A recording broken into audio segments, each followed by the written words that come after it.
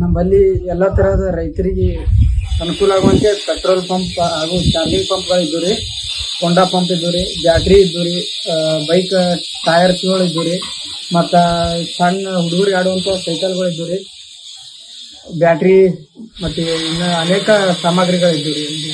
ಇದು ಅನಾಹುತ ಎಷ್ಟು ಗಂಟೆ ಆಗಿದೆ ಅಭಿಷೇಕ್ ಅವರೇ? ಸುಮಾರು 6:30 ಗಂಟೆ 6 ಗಂಟೆ 30 ನಿಮಿಷಕ್ಕಾಗಿದೆ. ನೀವು ಯಾರು ನೋಡಿಲ್ವಾ ಏನೋ ಈ ಅನಾಹುತವನ್ನು?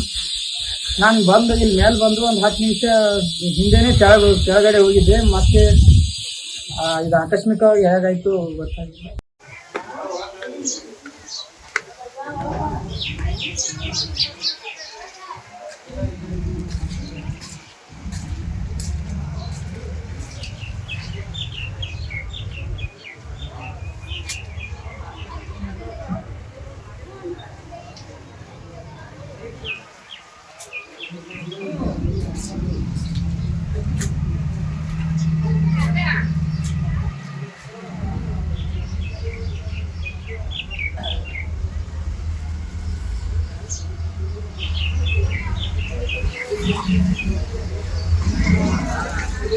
ನಮ್ಮಲ್ಲಿ ಎಲ್ಲ ತರಹದ ರೈತರಿಗೆ ಅನುಕೂಲ ಆಗುವಂತೆ ಪೆಟ್ರೋಲ್ ಪಂಪ್ ಹಾಗೂ ಚಾರ್ಜಿಂಗ್ ಪಂಪ್ಗಳು ಇದ್ದು ರೀ, ಹೋಂಡಾ ಪಂಪ್ ಇದ್ದು ರೀ, ಬ್ಯಾಟ್ರಿ ಇದ್ದು ರೀ, ಬೈಕ್ ಟೈರ್ಸ್ಗಳು ಇದ್ದು ರೀ, ಮತ್ತು ಸಣ್ಣ ಹುಡುಗರಿಗೆ ಆಡುವಂಥ ಸೈಕಲ್ಗಳು ಇದ್ದು ರೀ, ಬ್ಯಾಟ್ರಿ ಮತ್ತು ಇನ್ನು ಅನೇಕ ಸಾಮಗ್ರಿಗಳು ಇದ್ದು ರೀ.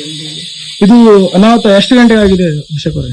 ಸುಮಾರು 6:30 ಗಂಟೆ 6 ಗಂಟೆ 30 ನಿಮಿಷಕ್ಕಾಗಿದೆ. ನೀವು ಯಾರು ನೋಡಿಲ್ವಾ ಏನೋ ಈ ಅನಾಹುತವನ್ನು?